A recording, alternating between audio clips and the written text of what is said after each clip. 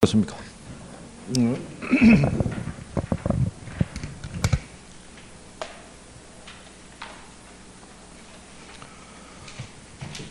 자, 이제 뭐 1월 달에 그 앞에 개념서부터 처음서부터 이제 다시 시작하는 거고요. 여기 이제 1, 2월 달 과정을 들으시고 3, 4월이 되면 여기 이제 쭉 들었던 것 중에서 상대적으로 조금 불필요한 애들은 이제 우리가 정리를 좀 하고요. 이제 조금 더 중점을 두면서 이제 강의가 진행이 되니까 참고하시면 되겠고.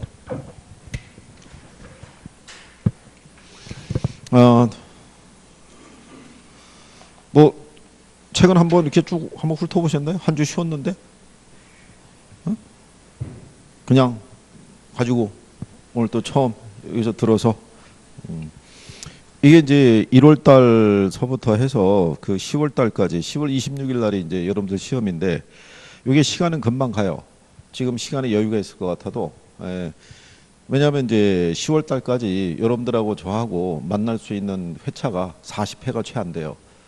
그 40회 전에 이 내용이 정리가 돼야 되니까 시간이 그렇게 여유 있는 시간은 아니다라고 생각을 하셔야 되겠고, 동영상으로 강의를 듣는 분들도 역시 세운 계획대로 저희 스케줄대로 갈 수 있어야 된다는 얘기죠. 자, 그래서 이제 그 우리가 앞에서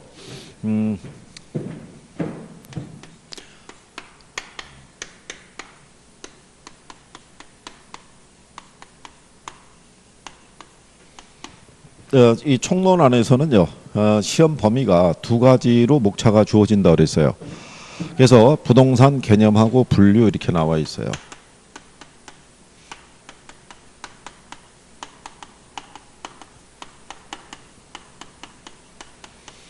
물론 이제 우리 교과서에서는 그 부동산학에 관한 기초적인 내용은 다 생략되어 있어요.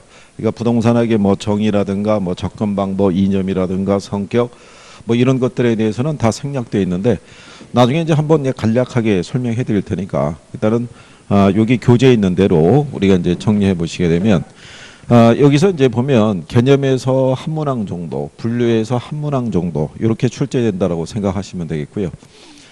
제일 먼저 이제 이 부동산 개념을 보시게 되면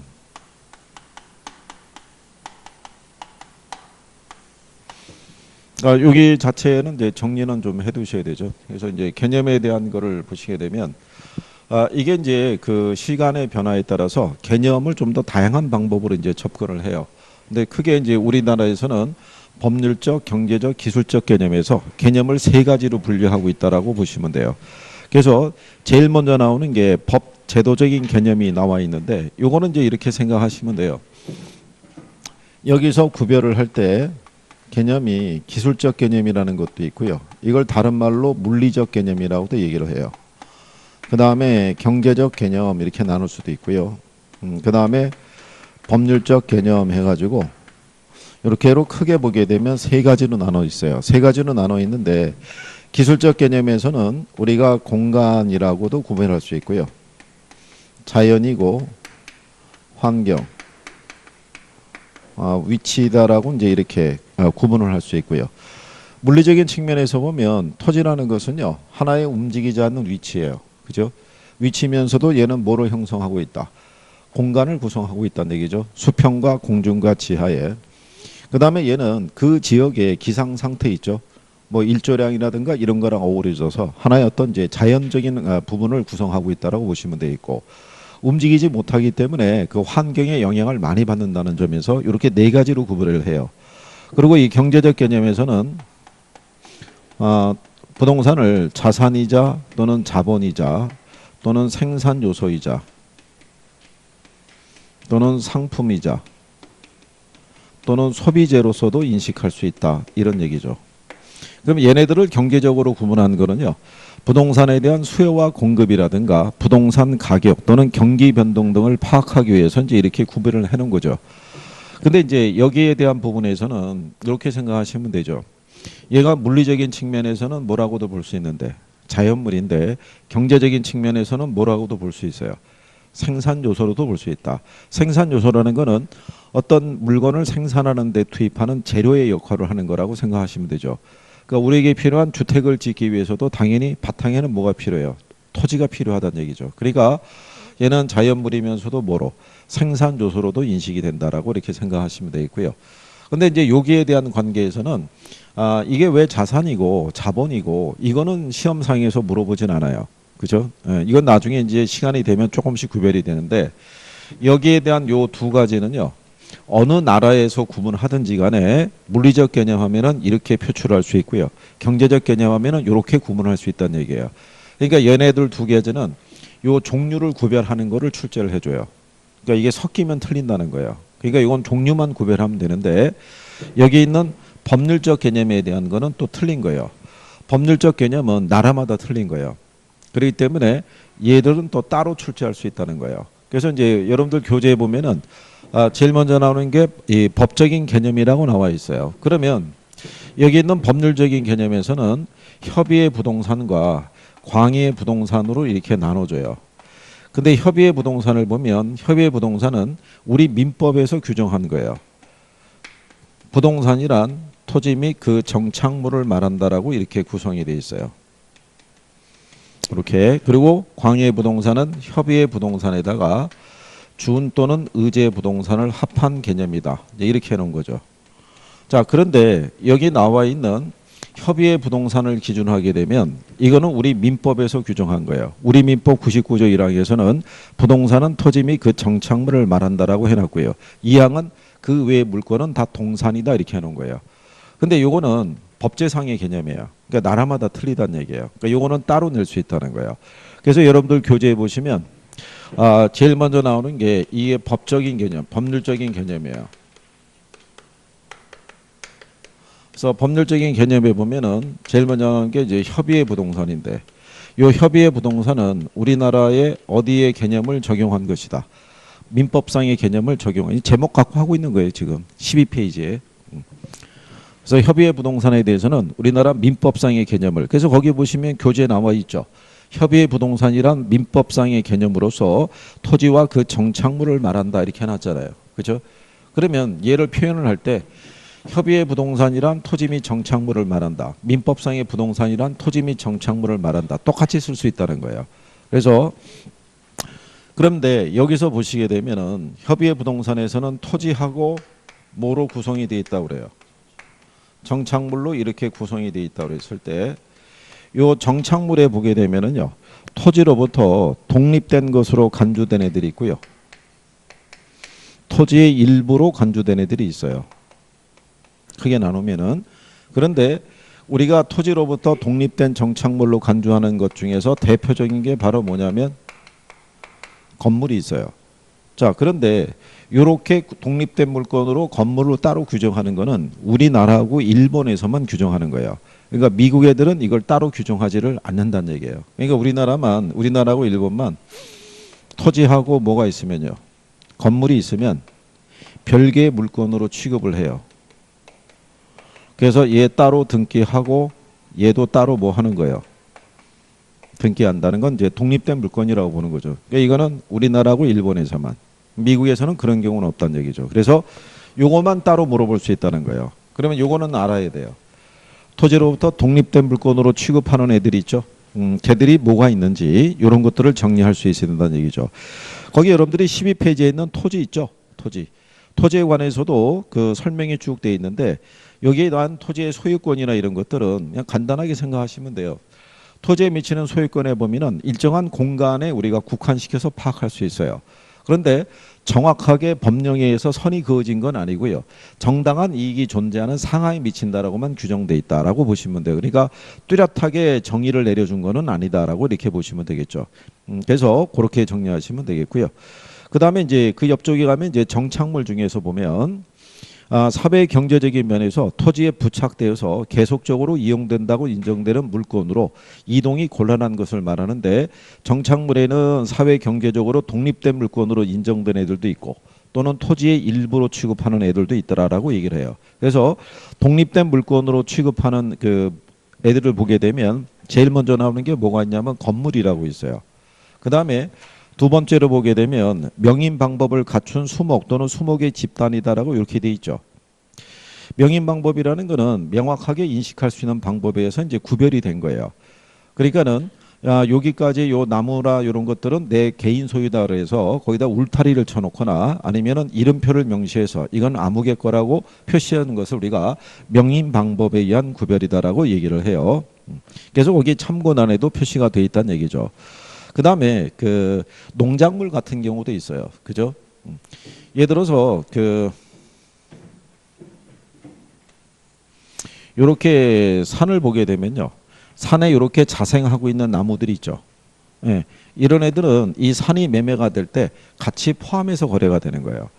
그러니까 여기 있는 산에서 자생하고 있는 나무들은 여기 산 주인이 매년 가서 거름을 주고 해서 얘네들을 성장시킨 게 아니라 자연적으로 여기서 존재하고 매년 경작 노력을 기울이지 않더라도 얘들이 자생하고 있다는 얘기죠. 그러니까 그런 애들은 우리가 별도의 물건으로 취급하지는 않는다라고 얘기를 해요. 근데 정당한 권원에 의해서 타인의 토지에서 재배되고 있는 농작물이 있죠. 간이 예를 들어서 여러분들이 땅을 갖고 있는데 요 주변에 토지가 있는데 수년째 방치되고 있어요. 뭐 땅 주인 한번 본 적도 없고 그냥 잡초만 무성하고 그러니까 놀린 땅이 아까워가지고 여기 조금 밀어내고 좀 정리한 다음에 여기다 자기가 작물을 또 심을 수가 있겠죠. 그래서 나중에 수확철이 됐을 때 여기 땅 주인이 와서 내 땅에다가 작물을 경작했으니까 이건 내 거다라고 주장할 수는 없다는 얘기예요. 민법에서 배우셨겠지만 잠자는 권원에 대해서는 보호받지 못하는 거예요. 그래서 이 땅은 원래 이 토지 소유자 거겠지만 여기서 재배돼서 얻게 되는 경작 수확물은 경작자 거라고 보시면 돼요. 그러니까 그런 것들도 토지로부터 독립된 물건으로 취급할 수 있다라고 얘기해 주는 거예요. 그래서 그거를 시험상에서 한번 출제한 적이 있어요. 시험상에서. 그러니까 이제 여러분들 시험상에서도 모의고사 등에서 지문 정도로는 이렇게 활용할 수 있다라고 생각하시면 돼요. 그래서 거기에 나와 있는 밑줄을 치시면 건물, 명인 방법을 갖춘 수목 또는 수목의 집단, 농작물들은 토지와는 별도의 독립된 물건으로 취급한다라고 돼 있죠. 예, 거기는 이렇게 밑줄 쳐서 정리하실 수 있으시면 돼요. 그리고 이제 거기 보시면 세 번째 줄에 우리나라하고는 달리 서구에서는 건물을 토지의 일부로 보기 때문에 독립된 부동산으로 취급하지는 않는다라고 돼 있죠. 예, 그래서 이 관계를 구별하시면 되겠고요. 또 니은에 가게 되면 임목에 관한 법률상 등기된 수목의 집단인 임목도 독립된 거래의 객체가 될 수 있다는 거. 예, 거기까지도 밑줄 쳐놓으시면 돼요. 우리가 이제 나무 중에서도 보면은 가격이 비싼 애들이 있어요. 그죠? 그러니까 걔들은 별도에 대한 물건으로 우리가 취급하고 있다. 이렇게 여러분들이 정리하시면 되겠고요. 그 다음에 이제 뒤로 넘어가시면 부속물 뭐 이렇게 나와 있어요. 이게 이제 뭐 그 수목이나 교량, 터널, 담장 등은 토지의 일부로 취급이 돼서 독립된 부동산으로 취급할 수 없다라는 거. 그러니까 얘네들은 설치되거나 연결이 되면은요. 이 토지로부터 분리해서 존재할 수 없는 애들은 그냥 토지의 일부로 본다. 종속 정착물 이렇게 얘기를 해요. 그러니까 여기서 시험상에서 인용할 수 있는 거는 독립된 물건으로 취급하느냐 아니냐를 물어보는 거. 그러니까 여기에서는 이게 기본이고요. 기술적하고 경제적 개념에서는 얘네 둘의 종류를 구별할 수 있느냐가 관건이라는 거. 그래서 그 정도 인식하시면 되겠고요. 근데 이제 14페이지에 가면은 거기 참고란에 그 2번에 가게 되면 정착물 개념이라고 돼 있어요. 박스에 14페이지에. 그거는 이제 뭐를 얘기하냐면요.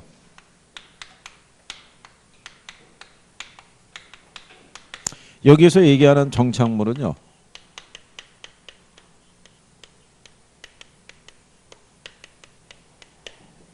이게 설비를 가리키는 거예요. 그러니까 이거는 우리나라 민법에서 규정한 게 아니라 이거는 영미법에서 규정한 거예요. 그러니까 조금 아까 말씀드렸지만 우리나라하고 일본은 여기서 토지하고 건물을 어떻게 해야 돼요? 분리된 물건으로 취급하는데 미국에서는 이 건물이라는 거는 이 토지에 종속돼 있다고 봐요. 그러니까 따로 분리한다 안 한다? 안 하는데 여기 이 건물에 설치되어 있는 각종 설비 있죠.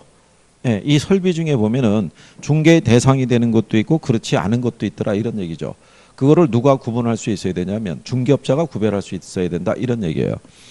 그러니까 예를 들어서 그 여러분 집에 설치한 에어컨이 있으면 이사 갈 때 뛰어갈 거 아니에요. 뛰어간다는 얘기는 걔는 동산으로 본다는 얘기예요.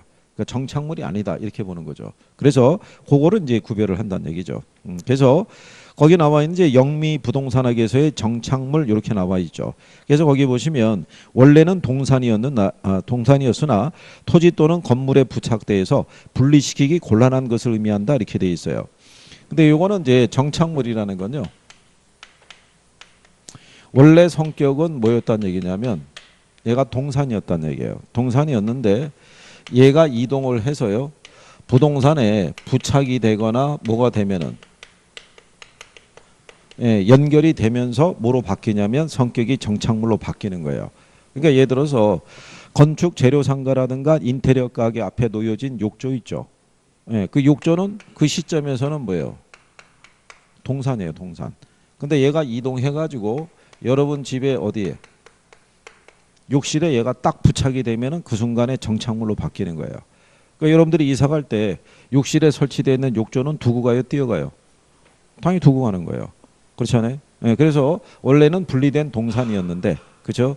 이동해서 부동산에 부착 또는 연결이 되면서 성격이 바뀐 애들을 얘기하는 거예요. 그러면 얘들을 우리가 왜 구별을 해줘야 되냐면 얘네들이 중개의 대상이 되는지 과세의 대상이 되는지 또는 감정평가의 대상이 되는지를 구별할 필요성이 있기 때문에 구별을 해준다는 얘기예요. 그래서 얘네들을 구분하는 기준을 보시게 되면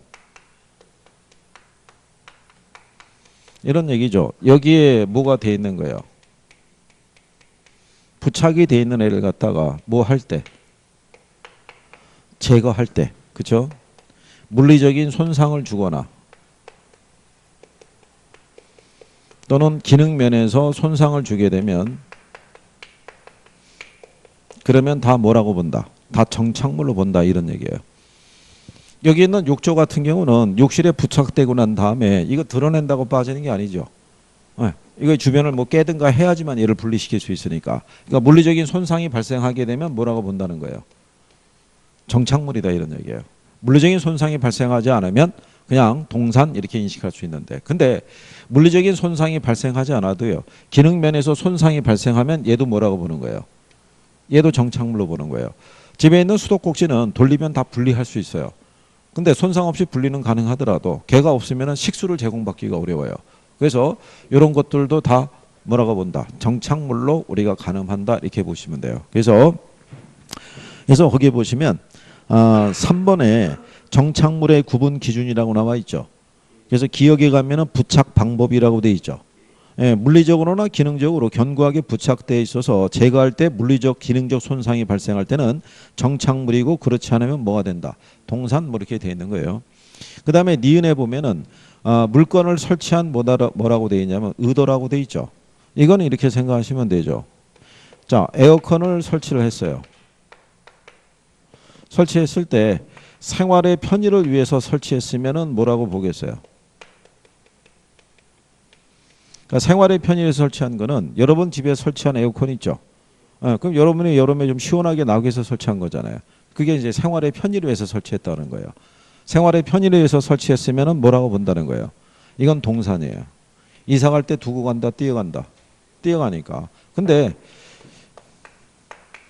임대 부동산의 가치를 뭐 하기 위해서 증진시키기 위해서 설치한 애들이 있죠. 이런 애들은 뭐라고 본다는 거예요? 이건 정착물이에요. 즉 원룸에 설치된 에어컨 있죠.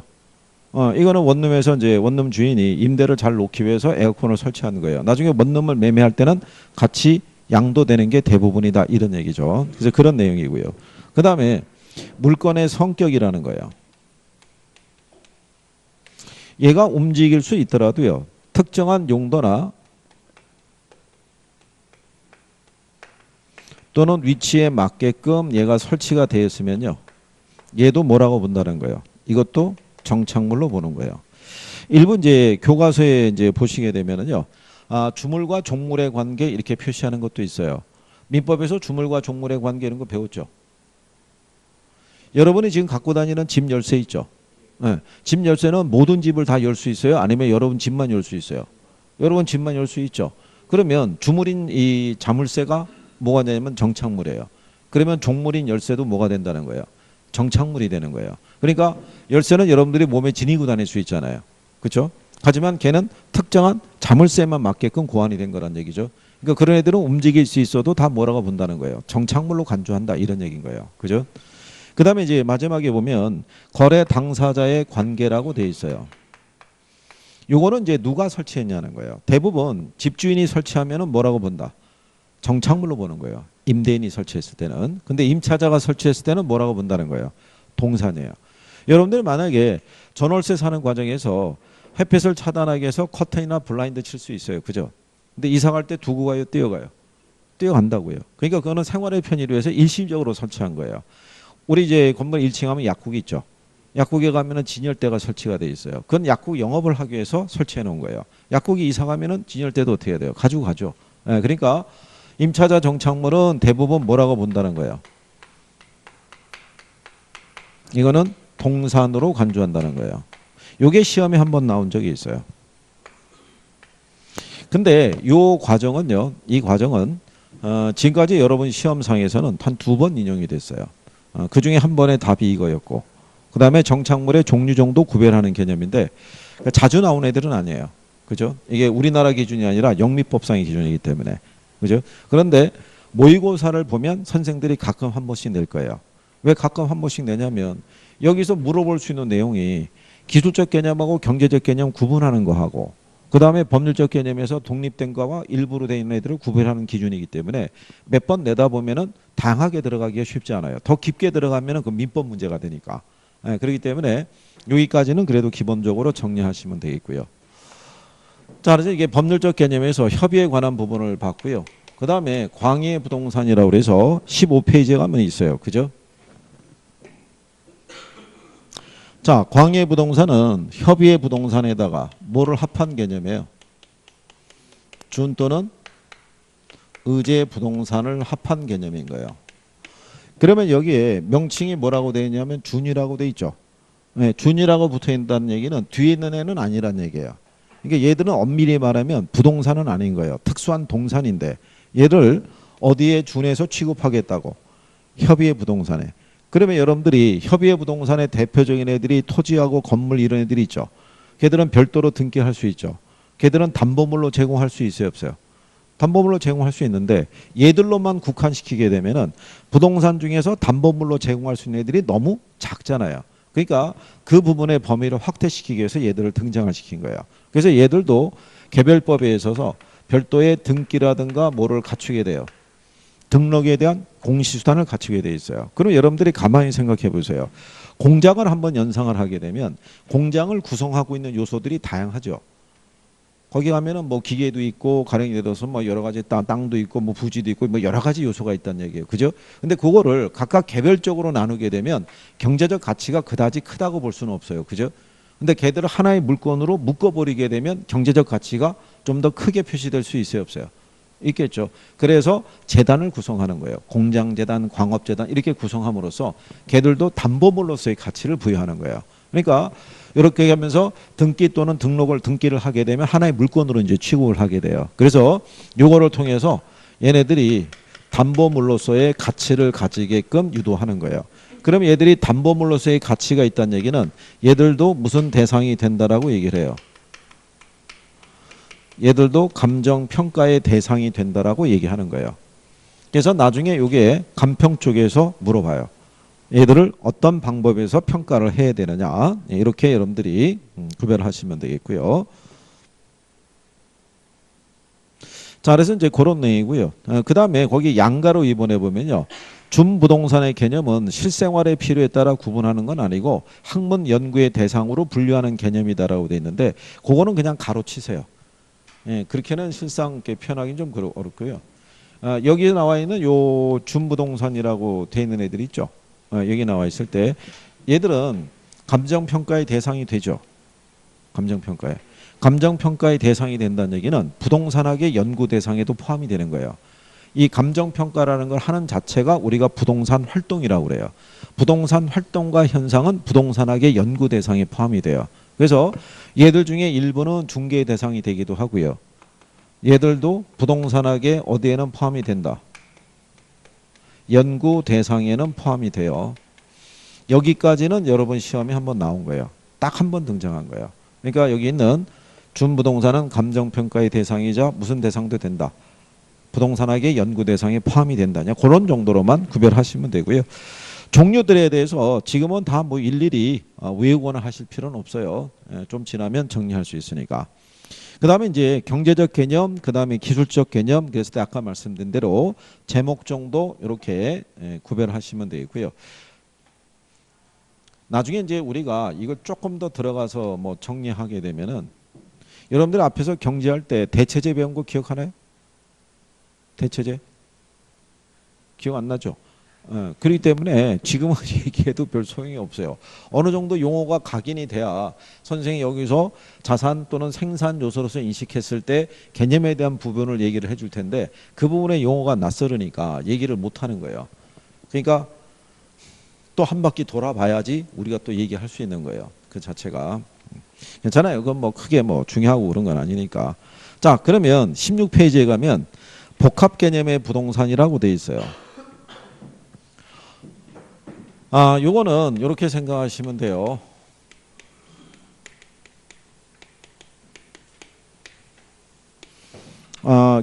우리나라에 이제 부동산학을 최초로 소개한 양반이 이제 김영진 교수라는 분이 있는데 그분은 모든 이 부동산 활동하고요. 부동산 뭐를 현상이라는 거를 인식하고 분석할 때 이 개념의 사고로 접근하라고 얘기한 거예요. 복합 개념의 사고. 그러면 부동산 활동이라는 게 있죠. 부동산 활동이라는 거는 부동산을 대상으로 해서 거래하거나 아니면 뭐 예를 들어서 이용하거나 또는 투자하거나 뭐 개발하거나 또는 관리하거나 이런 일련의 행위를 우리가 부동산 활동이라고 그래요. 활동. 그래서 여기 있는 요 부동산 활동이라는 게요. 일련의 원인에 해당이 되고 현상이 일련의 결과로 나타난다고 생각하시면 돼요. 그래서 밀접한 무슨 관계다? 인과관계라고 얘기를 해요. 그래서 여기서 나타나는 현상이요. 예를 들어서 법률적 현상이라는 것도 있고요. 또는 경제적 현상이라는 것도 있고 그 다음에 기술적 현상이라는 것도 있다. 이런 얘기예요. 이게. 자, 그럼 이렇게 생각해 보세요. 시장에서 부동산 거래가 활발하게 움직여요. 그죠? 그러면은 법률적인 관계에서 무슨 현상이 두드러지겠어요? 소유권의 변화 있죠. 등기 신청건 수나 이런 것들이 많아질 거 아니에요. 그렇죠? 그거를 본다는 얘기는 시장에서의 부동산 거래가 활발하게 움직이고 있구나. 이걸 우리가 유추할 수 있어요, 없어요? 있죠. 그다음에 부동산 거래가 활발하게 움직이면은 뭐가 좋아지냐면 경기가 그만큼 좋아진다고 할 수 있어요, 없어요? 있을 거 아니에요. 부동산 거래가 위축이 되면 부동산 경기가 안 좋다라고 인식할 수 있겠죠. 그죠? 그다음에 우리가 기술적인 측면에서 보면은 부동산을 우리가 개발을 하게 되면은 건물을 뭐 한다는 얘기예요. 신축한다는 얘기죠. 그러면 건물이 신축인 상태로 계속 유지되지는 않겠죠. 건물이 신축된다 하면요. 안정 단계를 거쳐서 노후 단계를 거쳐서 완전 무슨 단계로? 폐물 단계로 이렇게 진행이 될 거란 얘기죠. 그렇잖아요. 이걸 우리가 건물의 수명 현상이라고 그래요. 건물이라는 거 한번 짓게 되면은 이런 라이프 사이클을 가지면서 변화가 된다라고 얘기를 하는 거예요. 자, 그럴 때 이런 얘기죠. 가령 예를 들어서 1970년에 건물을 하나 신축했다고 가정할 때 70년에 건물을 신축할 때 있죠. 대전에다가. 그때는 건물을 고층으로 짓겠어요? 아니면 한 2, 3층 규모로 짓겠어요? 그때는 한 2, 3층 규모로 지을 거란 얘기예요. 이 임대 들어올 사람이 적을 테니까. 그러면 이때는 건물을 신축하면 한 2층 규모가 적정할 거라고 생각을 해요. 근데 시간이 경과하게 되면 얘도 어느 순간에 노후가 되겠죠. 그럼 만약에 2019년에 얘를 다시 재건축할 때 2층으로 짓겠어요? 이거보단 규모가 크게 짓겠어요? 이거보단 규모가 좀 더 크게 지은 것이 이제 보편적인 상황이 되겠죠. 이때에 비해서는 뭐가 많이 비싸졌고 땅값도 많이 비싸졌고 경제적인 여건도 개선이 됐기 때문에 건물 짓게 되면은 임대 수요가 많아질 거라고 우리가 볼 수 있다는 얘기죠. 그럴 때 새로 짓게 되면은 한 10층 규모로 짓는 것이 좀 더 바람직하다 이렇게 판단할 수가 있죠. 자, 그럴 때 이 양반이 얘기한 건 이제 이런 거죠. 이걸 만약에 이렇게 짓게 됐을 때도 항상 이 세 가지 관계의 접근이 필요하다고 얘기를 해요. 법률과 경제와 기술적인 측면에. 그러니까 무슨 얘기냐면 자, 새로 2019년에 얘를 10층짜리 지을 때 건축법에 의해서는 얘를 몇 층까지 지을 수 있다는 거예요. 10층까지. 그런데 그 지역을 가봤더니 실제로 건물주들은 한 5층 정도밖에는 짓지 않은 거예요. 그럼 왜 요거밖에 안 지었다는 얘기예요. 건축법에서는 10층까지도 지을 수 있는데 그거는 경제적인 것을 판단했다는 얘기예요. 현재 여건으로 봤을 때는 10층으로 지을 수는 있지만 10층까지 짓게 됐을 때는 그 이상의 공간에서는 공실이 발생할 가능성이 더 크다라고 보는 거죠. 그러니까 법적인 관계도 따져보지만 무슨 관계도 따져봐야 돼요. 경제적인 것도 따져봐야 되는 거예요. 그 다음에 건축 공법상의 문제가 있는지 여부도 다 따져봐야 된다는 얘기예요. 그러면 모든 활동과 현상을 분석하고 접근을 할 때는 항상 몇 가지의 개념이 필요하다는 거예요. 법과 경제와 기술. 그래서 우리가 압축해서 법경기라고 그래요. 세 가지의 관점으로 접근하는 것을 우리가 무슨 개념이라고 그런다? 그걸 복합 개념이라고 얘기를 해요. 복합 개념. 그런데 여러분 시험상에서는 최근에는 그냥 지문 정도로 나온 거예요. 그래서 복합 개념 나오면 쭉 나와서 법, 경, 기 있죠. 요거 세 가지. 요 측면에서 접근이 들어가는 것을 뭐라고? 복합 개념이에요. 그래서 여러분들이 그 밑에 가면 예제 하나 나와 있죠. 네? 예제. 예제 보면은 부동산 개념에 관한 설명으로 틀린 거 그랬을 때 1번 지문에 보면 이렇게 나와 있죠. 복합 개념의 부동산이란 부동산을 법률, 경제, 기술적 측면 등이 복합된 개념으로 이해하는 것을 말한다 이렇게 해놨잖아요. 그 정도만 인식하면 돼요. 예, 이 부분에 대해서 더 깊거나 뭐 이런 내용을 물어보거나 그러진 않아요. 무슨 말인지 아시겠죠? 그 다음에 거기 5번 지문에 가면은 복합 부동산이라고 있죠. 5번에 가면. 그 문제의 5번 지문에. 그럼 복합 부동산이라는 건 뭐냐면 자, 조금 아까 여러분들이 배웠지만 우리나라 법률상에서는 토지하고 건물을 각각 무슨 개념으로 봐요? 독립된 물건으로 보죠. 건물 따로 등기할 수 있고 뭐 따로 등기할 수 있어요. 토지 따로따로 등기할 수 있어요. 그런데 문제는 얘들을 만약에 거래할 때 있죠. 거래할 때 건물 따로 토지 따로 거래하는 경우는 극히 드문 경우죠. 대부분 어떻게 돼요? 하나의 물건으로 취급하잖아요. 그죠? 그런 상태로 취급되는 부동산을 우리가 복합부동산이라고 그래요. 무슨 부동산? 복합부동산. 그래서 용어상에서만 구별 정도 해주시면 돼요. 그래서 그 내용이 17페이지 상단에 가면 참관안에 복합 개념의 부동산, 복합부동산 이렇게 박스 처리되어 있죠. 예. 그래서 용어적인 부분에서 그 정도 정리하시면 되더라 이런 얘기죠. 페이지 넘기셔서 19페이지 가보시게 되면요.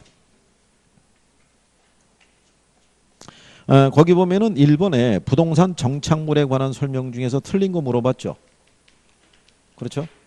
예. 그러니까 이게 오래전에 이렇게 물어본 거예요. 예. 그래서 거기 보면 2번 지문을 보시면 토지에 정착되어 있으나 매년 경작 노력을 요하지 않는 나무와 다년생 식물들은 부동산의 정착물로 간주되지 않기 때문에 부동산 중개의 대상이 되지 않는다라고 돼 있죠.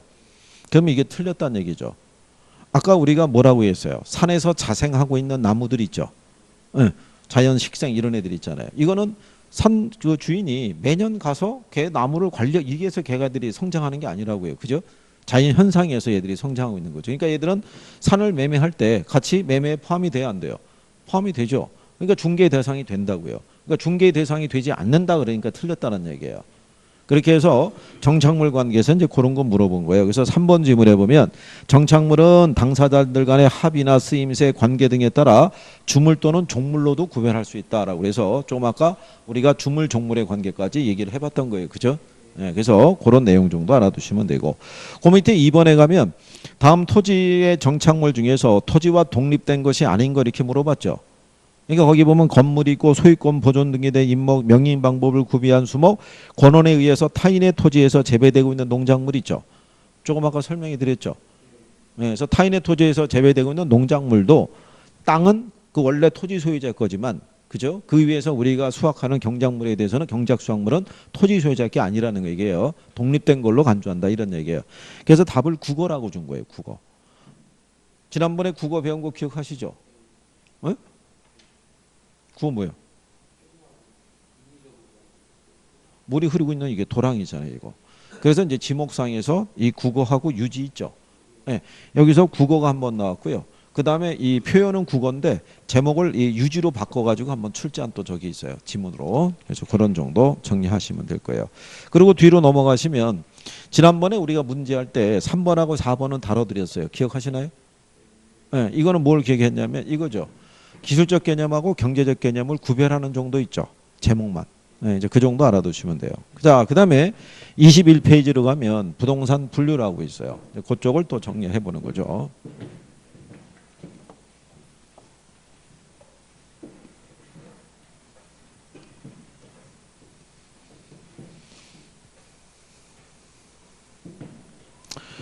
자, 이제 부동산 분류 이렇게 되어 있어요.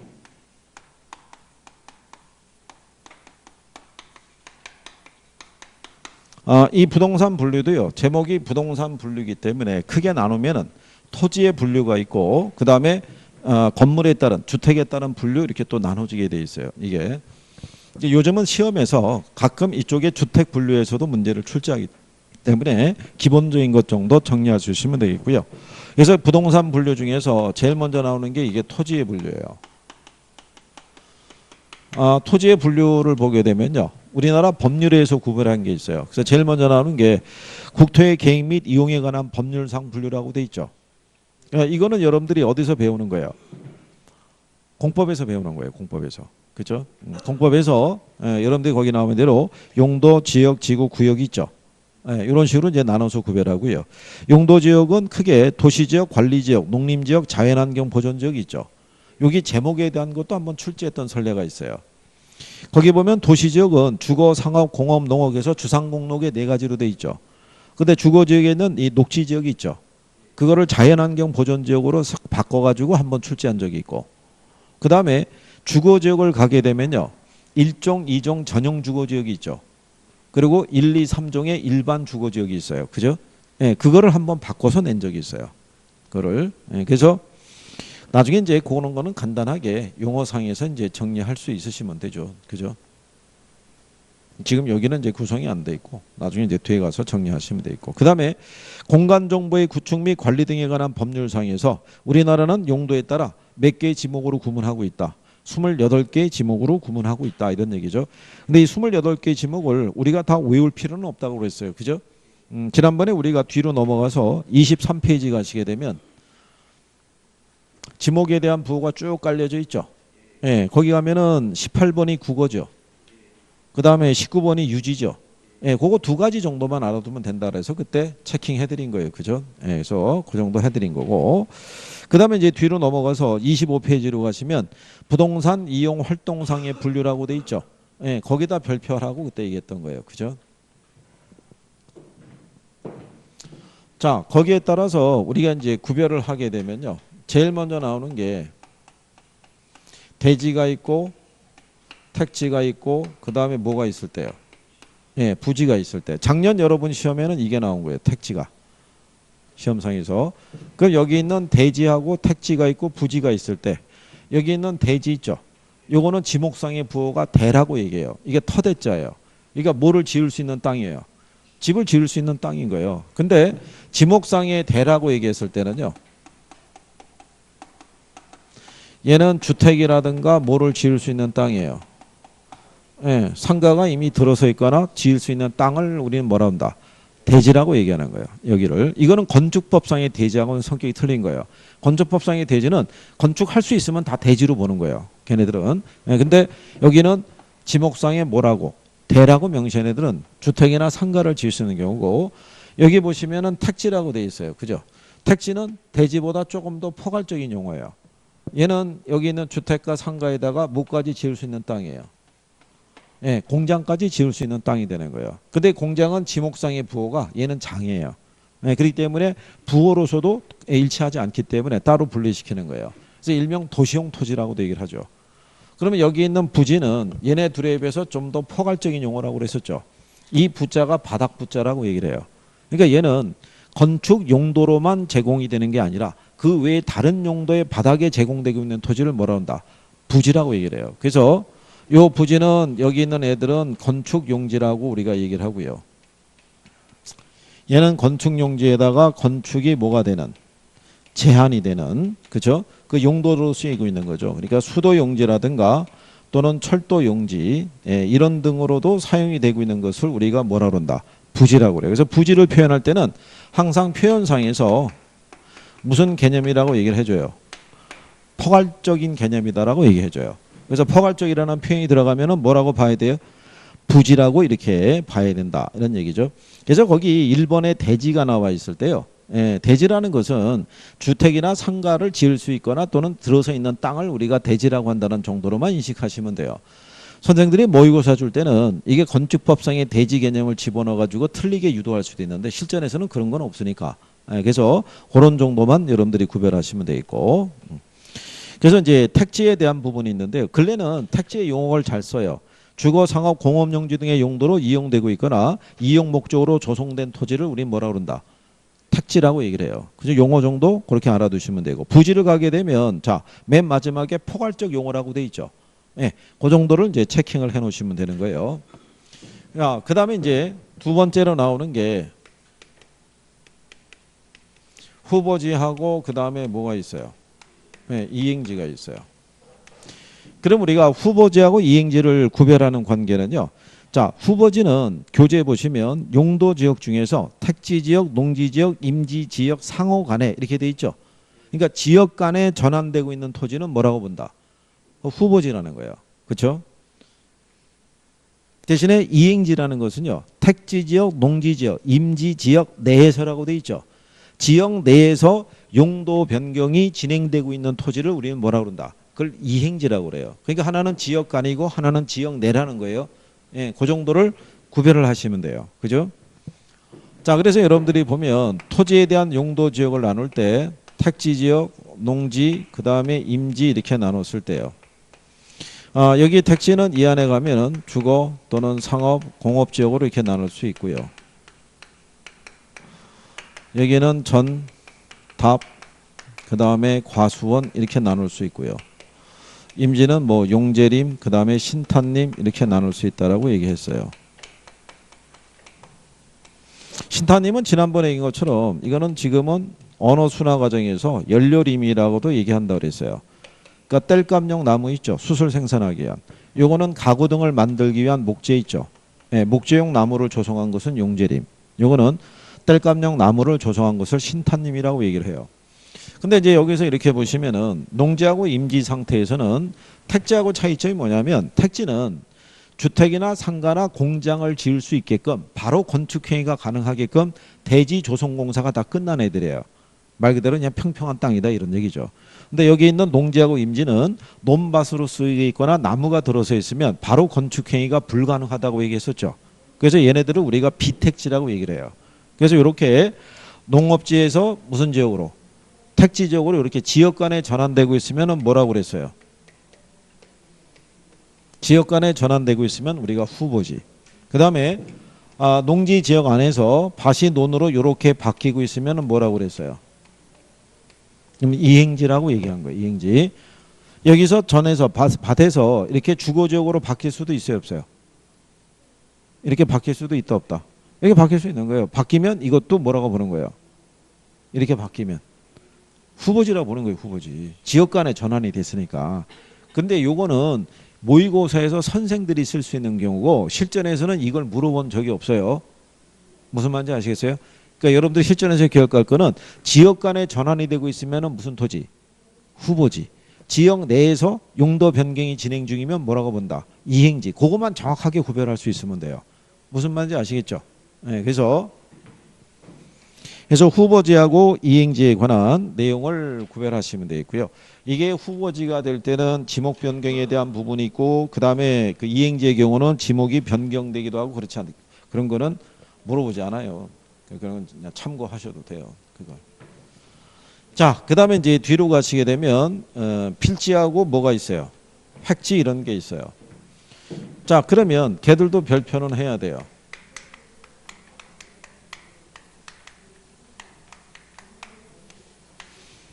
자, 필지하고 획지 관계를 보시면요. 여기 있는 요 필지라는 것은 토지를 관리하기 위해서 만들어낸 단위다라고 이렇게 생각하시면 돼요. 그죠?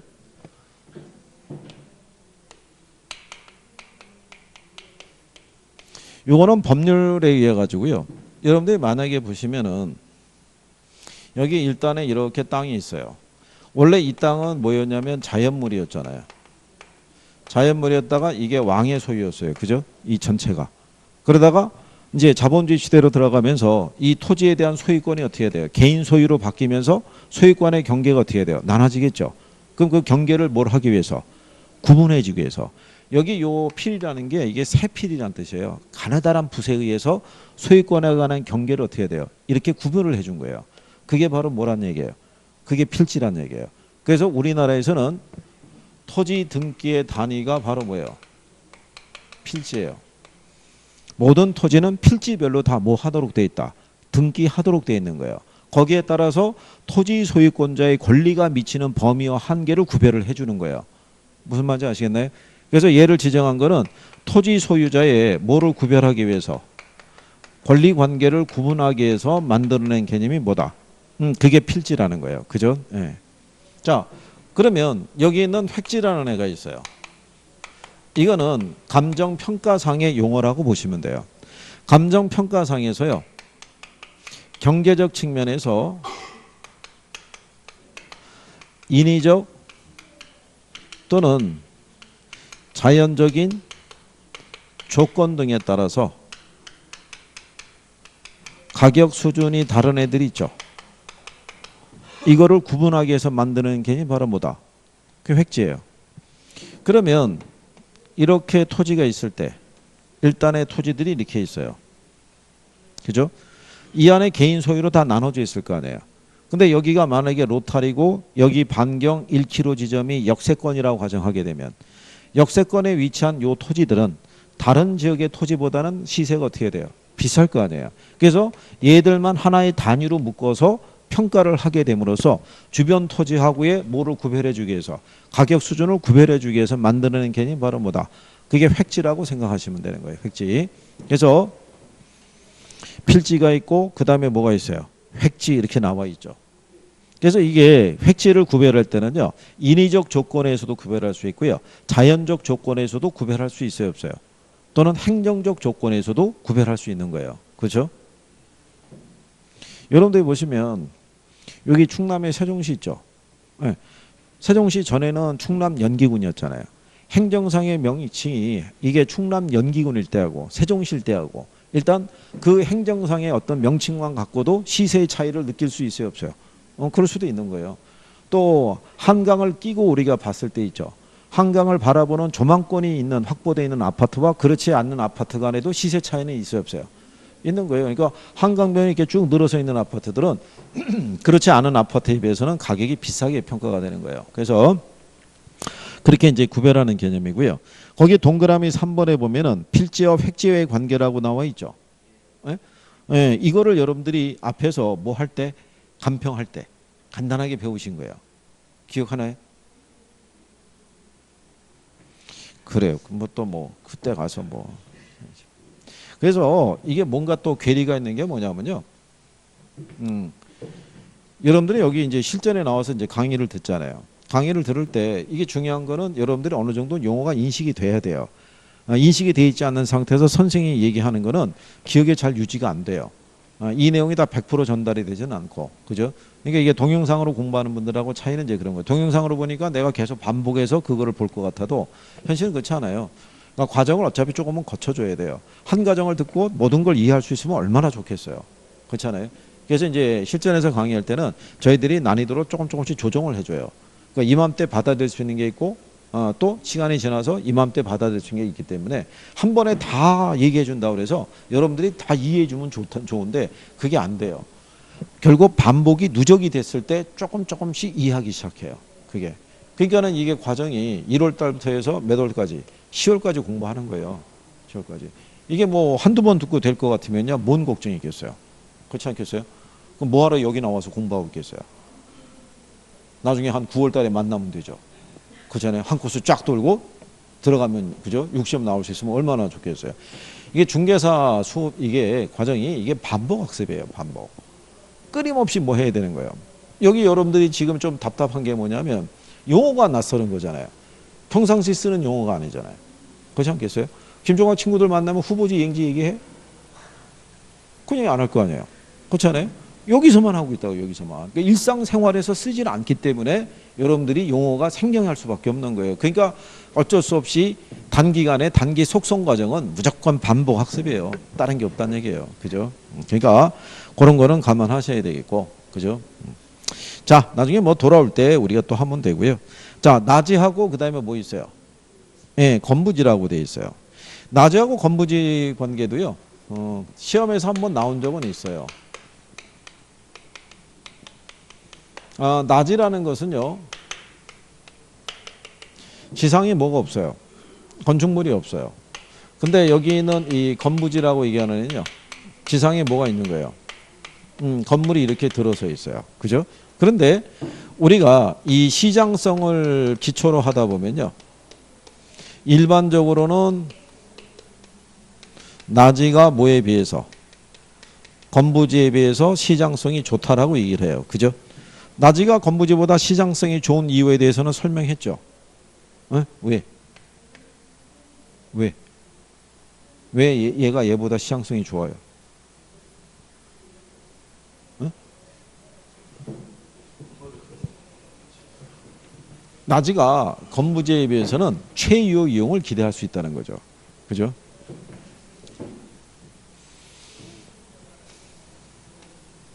서울의 저쪽 삼성역 쪽에 가게 되면요. 삼성역에서부터 강남역 이렇게 쭉 넘어갈 때 가게 되면 여기 테헤란로라고 있어요.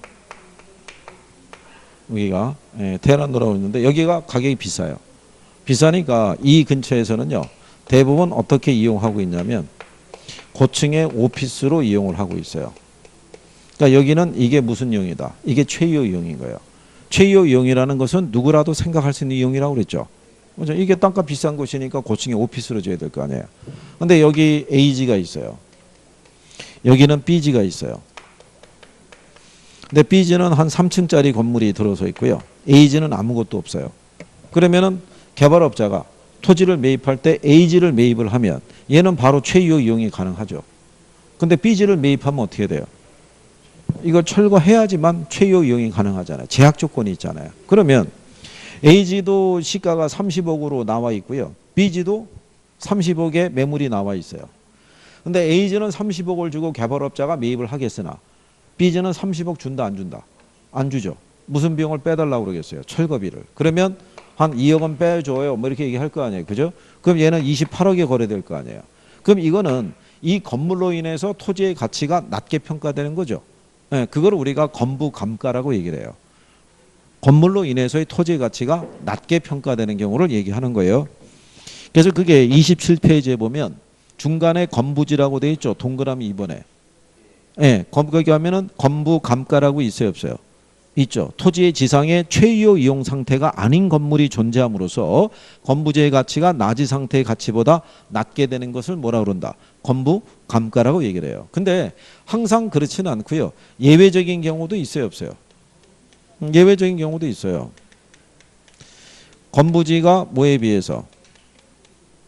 낮에 비해서 오히려 가치를 높게 평가받을 때도 있어요. 근데 그런 경우는 여기 일단의 지역이 있는데요. 여기가 택지 지역이에요. 그죠? 만약에 상업지역이다 이렇게 하게 되면은 이 지역 안에서는 건축 행위를 할 수 있어요, 없어요? 있을 거 아니에요. 그러니까 건축 허가 받아서 건물들이 들어섰어요. 이렇게. 그러니까 얘네들은 뭐가 되겠어요? 건부지고. 여기는 아무것도 없어요. 그럼 얘는 뭐예요? 낮이에요. 근데 얘네 이쪽 지역에 용도 지역 지정이 달라지면서 이 지역이 그린벨트 지역으로 용도 변경이 돼서 지정이 된 거예요. 그러면 그린벨트 지역으로 지정이 되면 건축 행위가 불가능하잖아요. 그죠? 그러면은 여기 있는 낮에는 건축이 제한이 되죠. 그러면 얘보다는 당연히 시장성이 어떻게 돼요? 떨어진다고요. 그러면 이 건물이 들어서 있게 되면은 이 건물의 수명이 존재할 때까지는 이 가치를 인정을 해줘요. 그래서 만약에 이쪽으로 도로를 내기 위해서 이쪽에 도로가 열리면 그린벨트 지역 안에 도로가 개설이 되면서 이게 만약에 철거가 되면 요 부분만큼은 그린벨트 지역 내 다른 곳에서 다시 건축할 수 있는 권리를 줘요. 그래서 그것만 따로 또 거래하는 사람들도 있어요. 그것만. 그래서 이렇게 예외적으로 뭐가 건부지가 낮에 비해서는 가치가 높게 평가되는 경우도 있어요. 그래서 이거는 최유 이용의 예외사항이라는 거예요. 이때 이 건물의 이용을 우리가 비적법적 이용이라고 그래요. 이게 불법 건축물은 아니잖아요. 적법하게 건축허가 받아서 지었는데 나중에 용도지역 지정이 달라지면서 지금은 비적법한 상태에 따라서 그렇게 얘기를 해주는 거예요. 용어 가지고 이해만 할 수 있으면 돼요. 건부증가가 뭔지 건부감가가 뭔지 그런 정도로만 정리할 수 있으시면 된다. 이런 얘기고 거기 중간에 가면 27페이지 중간 참고란에 보면은 갱지 저지 뭐 이런 것 있죠. 그 참고사항인데요. 그거 그게 이제 무슨 얘기냐면 이런 거예요.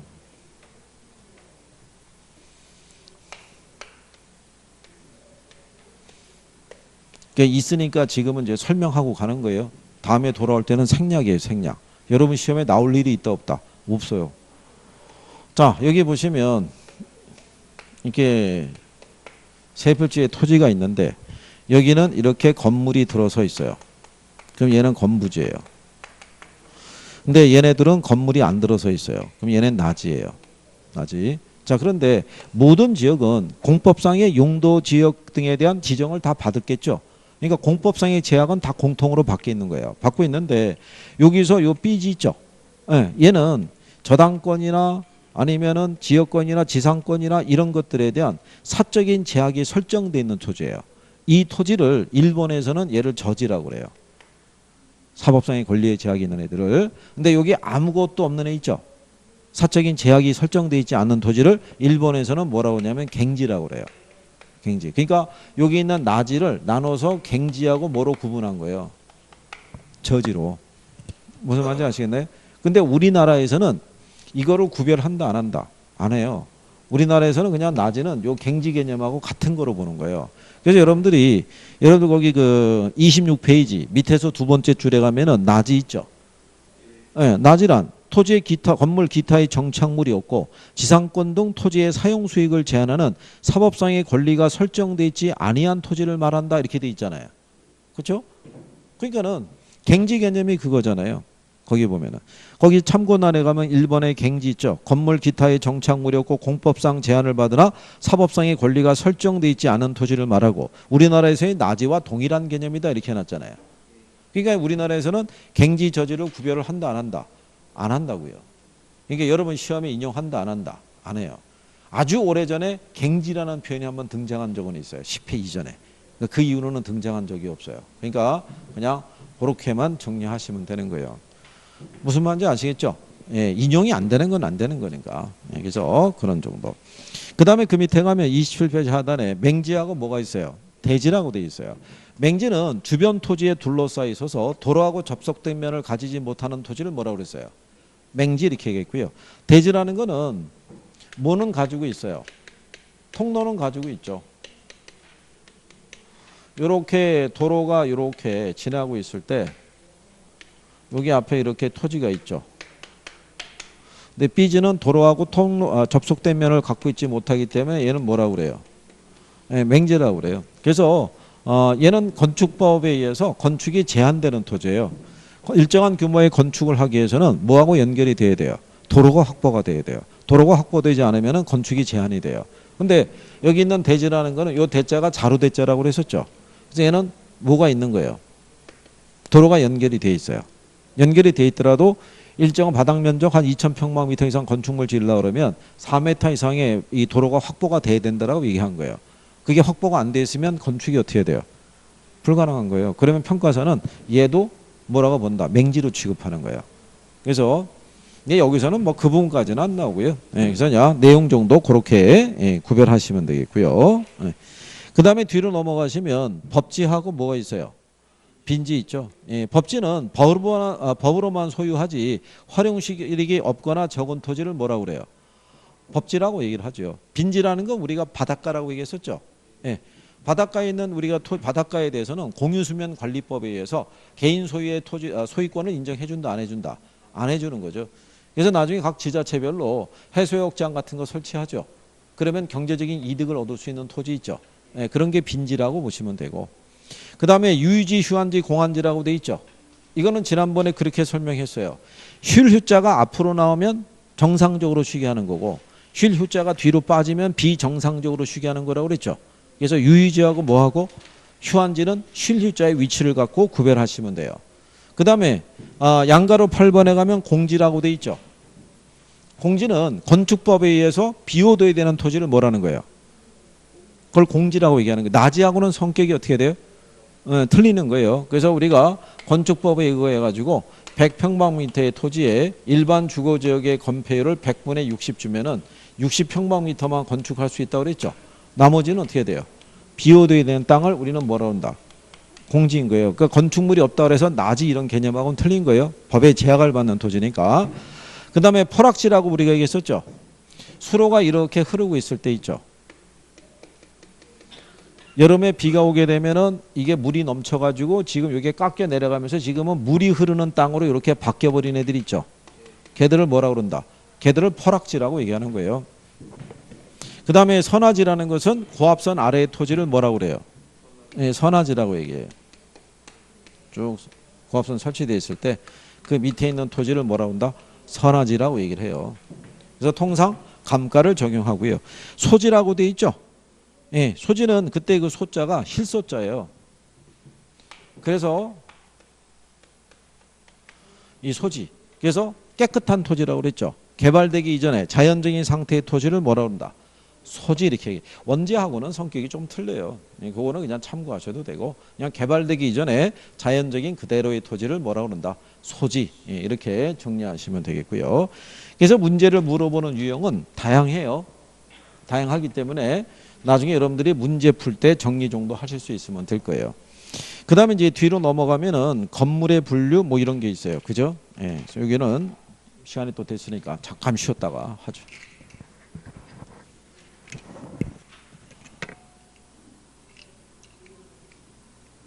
아니 왜 얼굴들이 피곤해 보이죠?